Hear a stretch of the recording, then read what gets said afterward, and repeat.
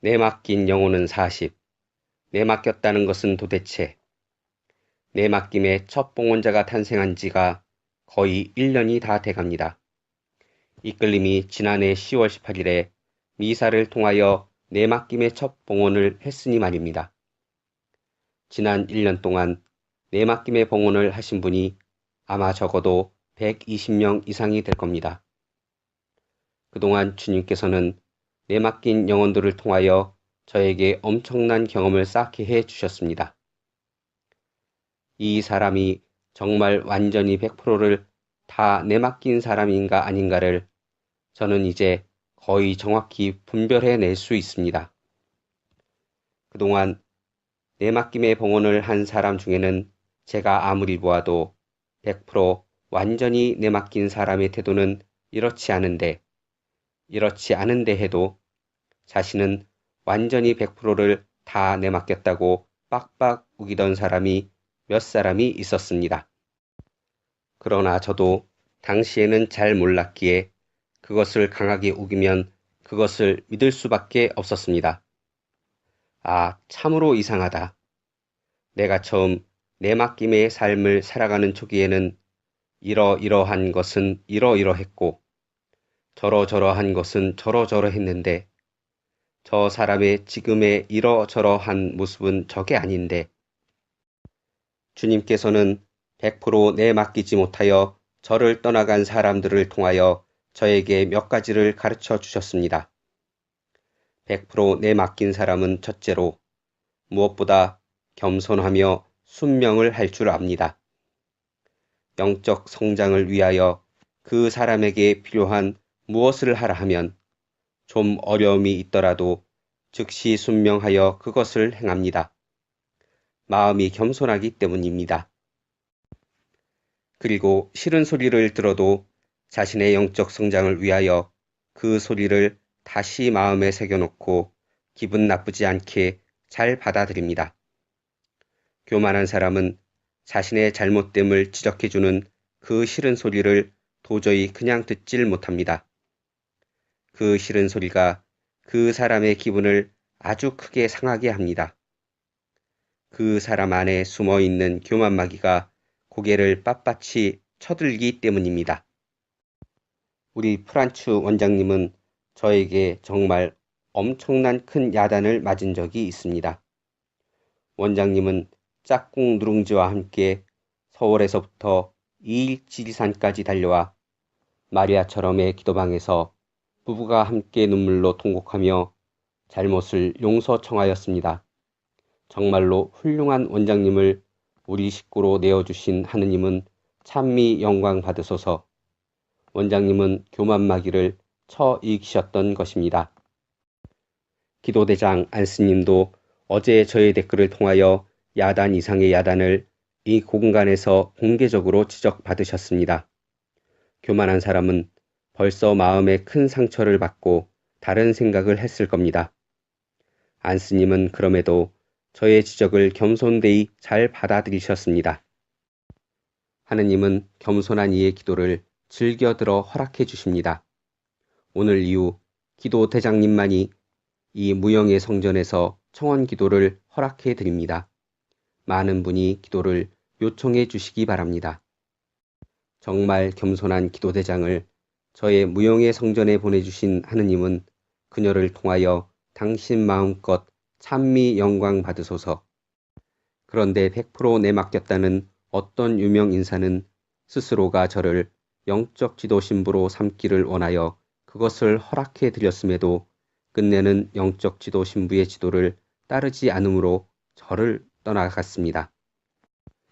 저의 영적 지도는 저의 영적 체험에 의한 것 외에 다른 것이 아닙니다. 저는 저의 체험 외에 다른 어떤 신학 지식으로 지도하지 않습니다. 하느님께서 저의 지혜를 왕창 열어주심으로 지도가 가능해진 것입니다. 과거에 저의 영적 지도는 완전히 지식적인 지도였음을 고백합니다. 100% 내맡긴 여러분도 그 왕창을 체험하시게 되면 누구나 다 영적 지도가 가능해지고 누구보다 훌륭한 영적 지도자가 될 수 있습니다.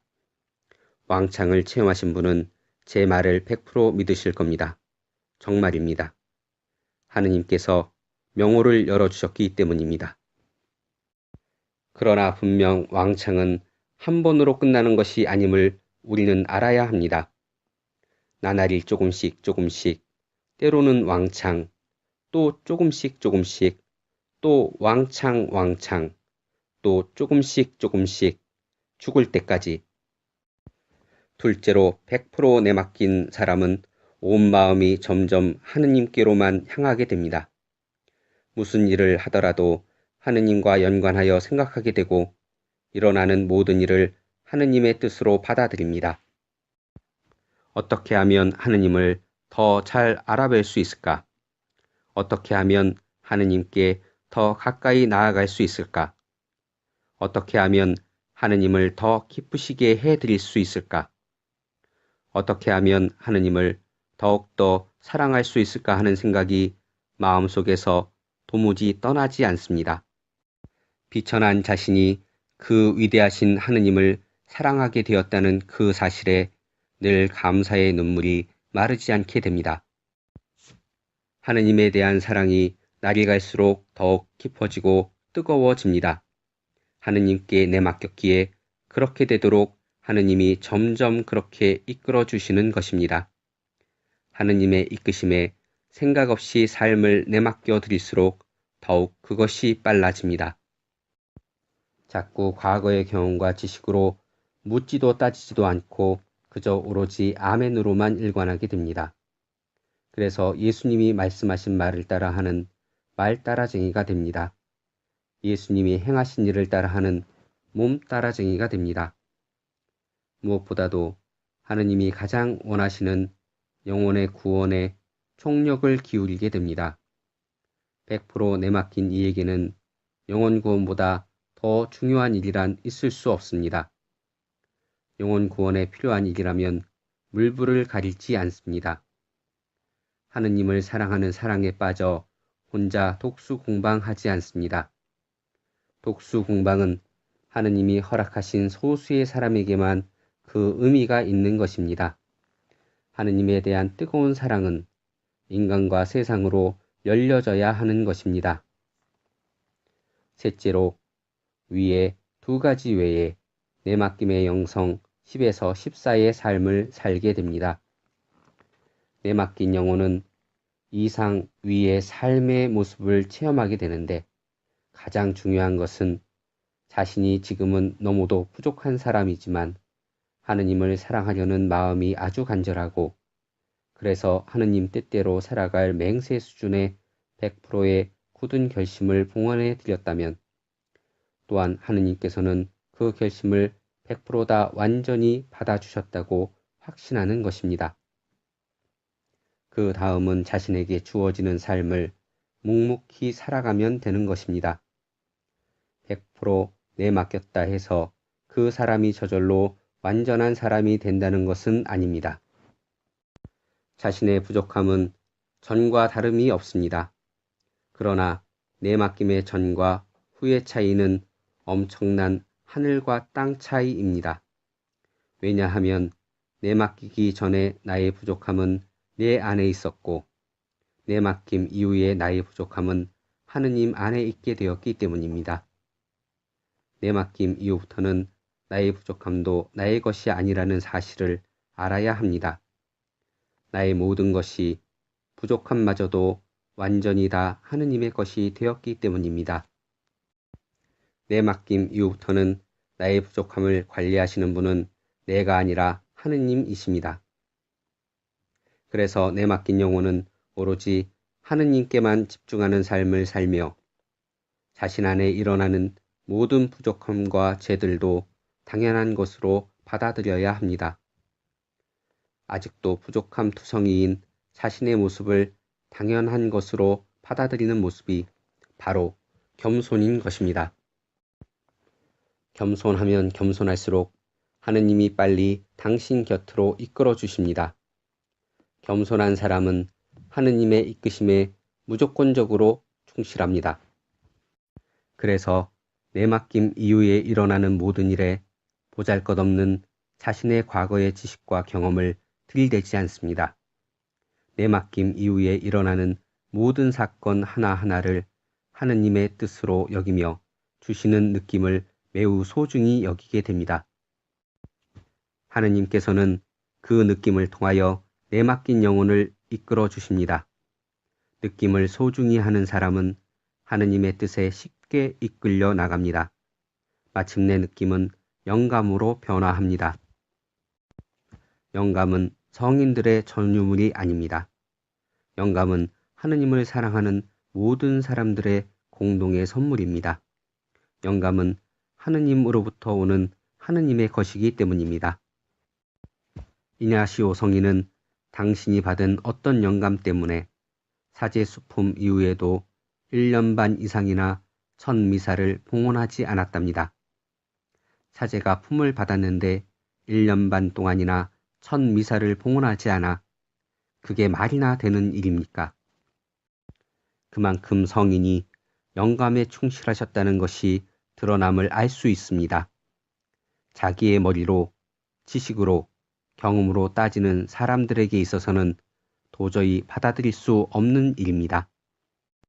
성인의 이해를 말씀드리고 이어서 바로 저의 체험을 말씀드려서 좀 죄송하지만 굉장히 조심스럽게 말씀드리겠습니다. 여러분의 영적 성장을 위해 정말 조심스럽게 말씀드리겠습니다. 느낌과 느낌을 통한 아닌 말구를 거쳐서 얻어지는 영감이 얼마나 소중한가를 알려드리기 위해서 말씀드리는 것입니다. 저는 약 1년 반 전에 어떤 영감을 받고 그 이후로 지금까지 평일 미사에 얽매이지 않고 있는 중입니다. 평일 미사는 의무사항이 아닙니다. 평일 미사에 얽매이지 않고 있는 중이라는 말을 잘 알아들으셔야 합니다. 사제에게 있어서의 미사는 가장 중요한 목 중에 하나입니다. 우상의 비호 신부님이 미사가 얼마나 소중한 것인지, 태양이 없어도 살 수 있지만 미사 없이는 살 수 없다고 말씀하셨습니까? 사제가 매일 미사를 올립니다. 저도 산으로 들어와서 살면서 매일 미사를 정말로 기쁘고 벅차게 봉헌해 왔습니다. 본당에서 많은 신자분들과 함께 미사를 봉헌하는 것도 좋지만 산속에 살면서 자연이 확 트인 아름다운 곳에서 하느님의 피조물을 바라보며 피조물들과 함께 봉헌하는 미사도 정말 기쁩니다. 이곳에서의 매일의 미사는 저에게 있어서 하루 생활의 중심이었습니다.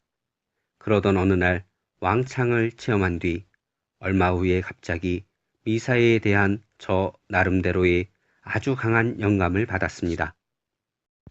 그 뒤로 미사를 봉헌하고 싶은 강한 느낌이나 상황이 주어지지 않으면 평일 미사를 봉헌하지 않고 있는 중입니다. 반대로 말씀드리면 강한 느낌과 상황이 주어지면 언제든 평일 미사를 봉헌하고 있는 중이라는 말씀입니다. 언제 다시 매일매일 평일 미사를 봉헌하게 될지 모르겠습니다. 그것이 약 1년 반, 2년 정도 되었습니다. 하느님이 주시는 영감을 저는 아주 확신하기에 어떤 영감이든 거기에 저의 지식이나 경험을 완전히 배제합니다. 그냥 묻지도 따지지도 않고 무조건 따릅니다. 제가 그렇게 철저히 느낌을 소중히 했고 아님 말구에 순종했고 그러했기에 수시로 영감을 받을 수 있게 되었던 것이라고 저는 굳게 믿어지기에 여러분도 느낌을 소중히 여기시라는 뜻에서 저의 체험을 조심스럽게 말씀드린 것입니다. 정말로 내맡긴 영혼은 이 세상의 어떤 것에도 얽매임이 없습니다. 얽매임과 내맡김은 완전히 서로 극대극입니다. 따라서 과거의 지식과 경험에 자꾸 얽매이는 사람은 내맡긴 사람이 아니라는 것입니다. 물론 초보이기에 처음부터 완전해질 수는 없는 것입니다. 그리고 서둘러 완전을 바라는 것도 내맡김이 아닙니다. 과거의 지식과 경험에 얽매이지 않는 가장 좋은 방법이 하느님을 정말로 뜨겁게 사랑하는 것입니다. 하느님을 뜨겁게 사랑하면 저절로 하느님께만 집중하게 되어 있습니다. 하느님께만 집중하면 저절로 과거의 지식이나 경험을 쉽게 멀리할 수 있게 됩니다. 너무나 당연한 일이 아닙니까? 사람의 마음은 하나이기에 두 마음을 지닐 수 없는 것입니다. 두 마음 중 하나는 분명 거짓 마음일 겁니다. 아무도 두 주인을 섬길 수 없다. 한쪽은 미워하고 다른 쪽은 사랑하며 한쪽은 떠받들고 다른 쪽은 업신여기게 된다. 너희는 하느님과 재물을 섬길 수 없다. 마태복음 6장 24절. 하느님께 온 마음을 다하는데 어떻게 세상의 지식이나 경험에 얽매이겠습니까? 내 맡긴 영혼은 매 순간 떠오르는 느낌과 영감에 집중하며 거기서 하느님의 뜻을 찾으며 그 뜻을 따라 살아야 합니다. 내 맡김은 진정한 자유의 삶입니다. 우리를 내 맡김의 길로 이끌어 주신 하느님께 다시 한번 더 깊은 감사를 드리며 그분의 이끄심에 충실한 내 맡긴 영혼들이 되어야 하겠습니다. 한번 빛을 받아 하늘의 선물을 맛보고 성령을 나누어 받은 사람들이 하느님의 선한 말씀과 앞으로 올 세상의 힘을 맛본 사람들이 떨어져 나가면 그들을 새롭게 회개하도록 만들 수가 없습니다. 그런 사람들은 스스로 하느님의 아드님을 다시 십자가에 못 박고 욕을 부리는 것입니다. 히브리서 6장 4절에서 6절. 여러분 각자가 희망이 실현되도록 끝까지 같은 열성을 보여주시기를 간절히 바랍니다.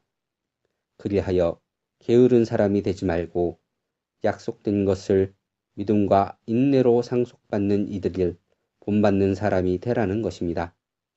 히브리서 6장 12절.